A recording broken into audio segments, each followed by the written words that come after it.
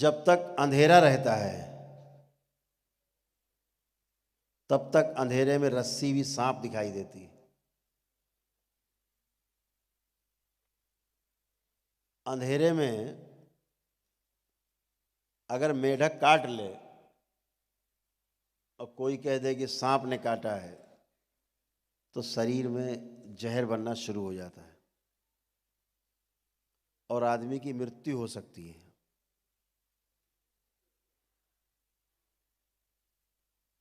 तो ये जो भ्रम है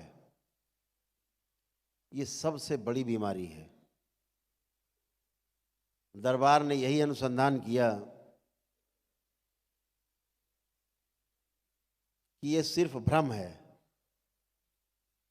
और भ्रम से बड़ी बीमारी इस संसार में दूसरी कोई है नहीं।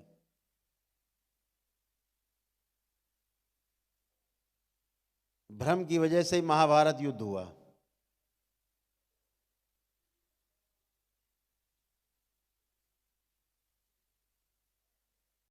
जो राजसूय यज्ञ हुआ उसमें जो सब आमंत्रित हुए, सारे कौरव भी आमंत्रित थे। जैसे आजकल आप लोग देते ना 3D 5D 6D, ऐसे दिखा देते कि शेर सामने से जा रहा है कुछ नहीं, भ्रम। तो ऐसे ऐसे म्यूजियम बन गए। आप वहाँ जाओ तो आपके सामने से शेर गुजरेगा, पूरा हाथी गुजरेगा, आपको लगेगा जंगल में है, एकदम ऐसा इफेक्ट दे देंगे। ऐसे ही उन्होंने राजमहल में भ्रम फैलाया था। जहाँ पानी था वहाँ सूखा, जहाँ सूखा था वहाँ पानी, यानी वो दिखता था सूखा है, पैर रख दिया तो पानी है, और जहाँ पानी था वहाँ सूखा बना दिया तो वो चले जा रहे हैं तो पानी के अंदर चले गए। ऐसे भ्रम हुआ तो गिरे गिरे। जब दुर्योधन गिरा तभी कहा ना द्रौपदी ने कि अंधों का अंधा ही पैदा होता है। ये कारण बना सबसे बड़ा महाभारत युद्ध का, भ्रम के कारण। तो जो भ्रम है, जो भ्रम की बीमारियां हैं वो सही की लगती है। इतना गहरा भ्रम हो जाता है जब, तो बीमारियां सही की लगने लगती हैं, एकदम सच में।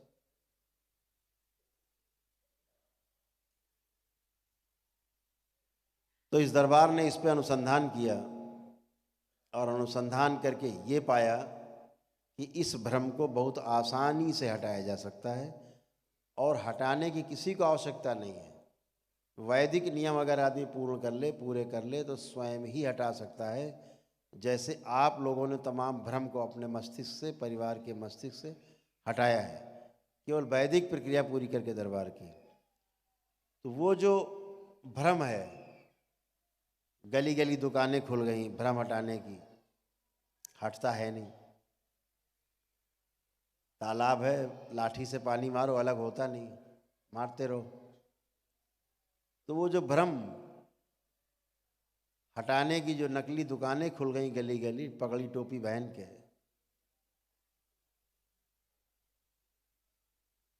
और कुछ भी नहीं पता।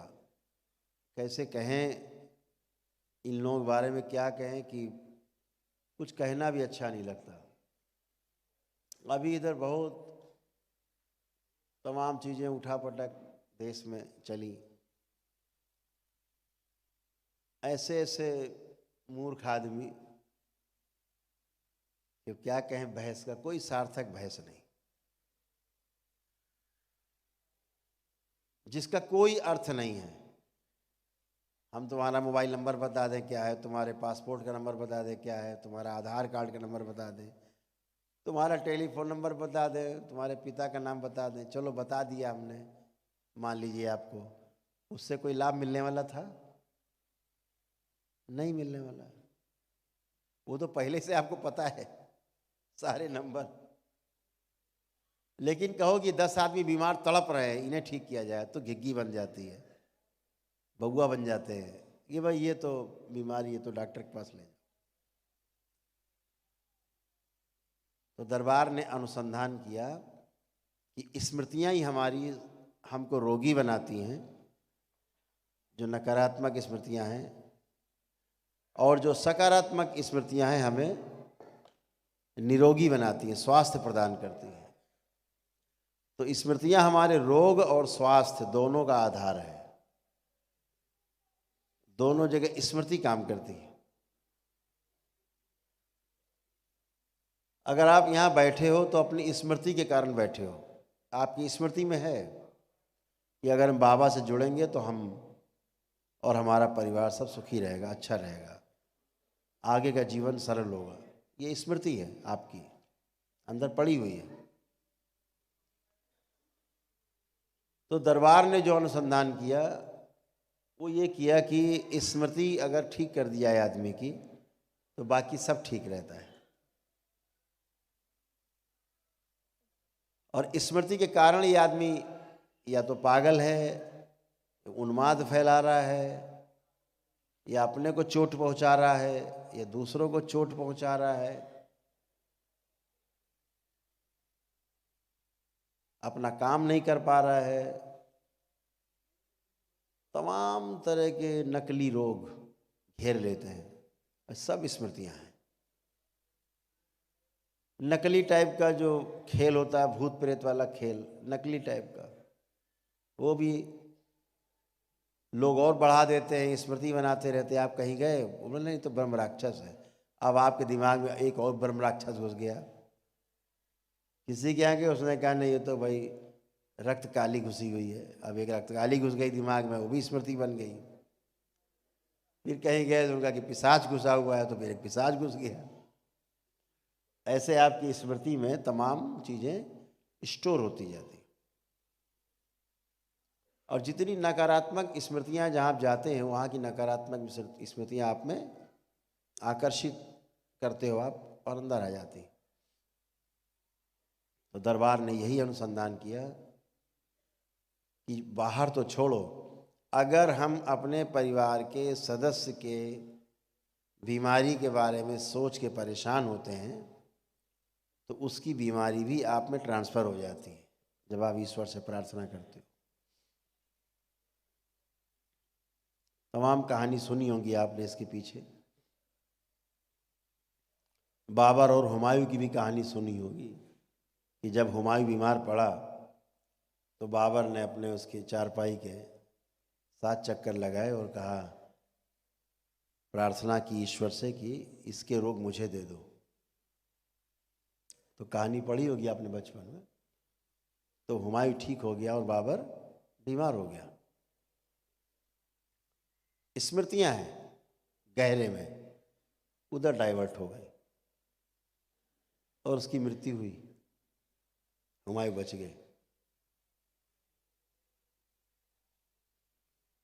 तमाम, जैसे गोविंदा जी अभी आए थे आपके दरबार में, गोविंदा जी और उनकी धर्मपत्नी जी आई थी। तो गोविंदा ने बताया कि 14 साल की उम्र तक उनको भारी कष्ट थे, लेकिन कुछ प्रार्थना पूजा हुई घर में और भगवान को बहुत, गोविंदा मानते ही हैं बहुत ज़्यादा, कुछ प्रार्थना पूजा हुई और वो सारी जो स्मृतियाँ थी परिवार में सरक गई। तो ये स्वस्थ बने रहे और बाकी लोग जो परिवार की थी वो बीमार हो गए, भारी कष्ट पाए। तो स्मृतियाँ ट्रांसफ़र की जा सकती हैं, परिवार के सदस्यों में भी ट्रांसफ़र की जा सकती हैं, परिवार के डीएनए के बाहर भी किसी दूसरे डीएनए में ट्रांसफ़र की जा सकती हैं। ये तो खेल खूब चला, लेकिन नष्ट कर दी जाएं, ये पहली बार आपके दरबार में हुआ, करौली सरकार के दरबार में हुआ।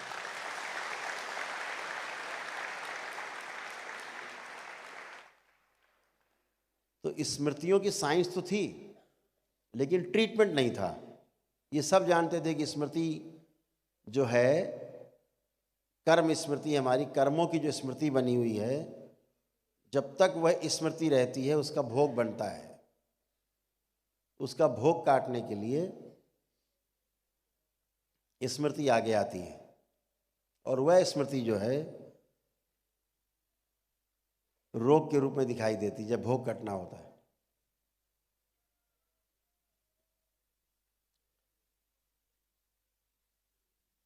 तो वो जो स्मृति है जो भोग कटने के लिए आगे आ रही है, अगर उसे नष्ट कर दिया जाए तो कर्म भोग नष्ट हो जाता है, कर्म भोग नष्ट हो जाए तो रोग नष्ट हो जाता है। और ये दरबार प्रतिदिन अरबों खरबों स्मृतियाँ आपकी नष्ट करता है और सारे कर्म भोग भी आपके नष्ट करता है, बीमारियों से संबंधित। जो वर्तमान में बीमारियां रहती उनसे संबंधित भोग नष्ट हो जाते हैं। ऐसे हजारों जन्म जी के आप आए हैं, हजारों हजारों जन्म आपने लिए हैं पीछे, उन सब की स्मृतियां रहती रहती हैं। जब कोई आगे आती है तो आपको वैसा ही फील होता है, वैसा ही रोग, वैसा ही कष्ट। दरबार उन सबको हटा देता है। जब आप दीक्षा लेते हो, आज जो आप अद्भुत काम करने जा रहे हैं, इसलिए मैं स्मृति में आपसे बात कर रहा हूं। ये दीक्षा बहुत अद्भुत है जो आज पूजनी बाबा जी से आपको प्राप्त होने जा रही है। जब आप जाप करते हैं, इस जाप मात्र से आपके कर्म भोग, आपकी कर्म स्मृतियां कटने लगती हैं, नष्ट होने लगती हैं, केवल जाप से।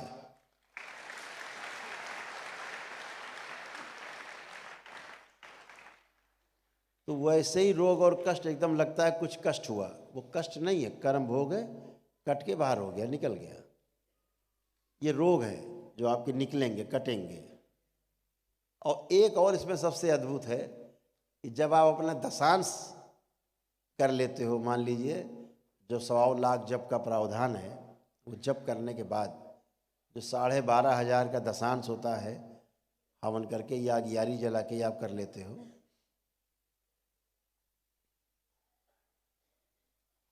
तो ये जो हवन का, जो दशांश के हवन का जो पुण्य आपके मस्तक पे, आज्ञा चक्र पे जो आपके स्थिर होता है, स्थापित होता है, सक्रिय हो जाता है, इतना अद्भुत है। परिवार में कभी किसी को कोई समस्या हुई, कोई कष्ट हुआ,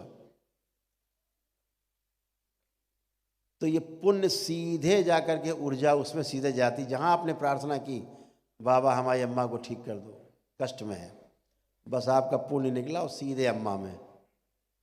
और तब तक नहीं निकलेगा बाहर, अम्मा से ट्रीटमेंट करके जब तक ठीक नहीं कर लेगा तब तक नहीं छोड़ेगा।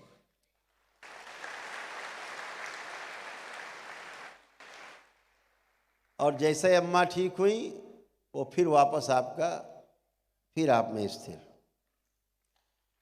अद्भुत।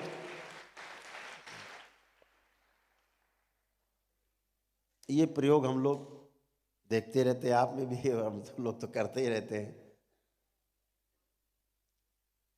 ये सारे प्रयोग चला करते हैं।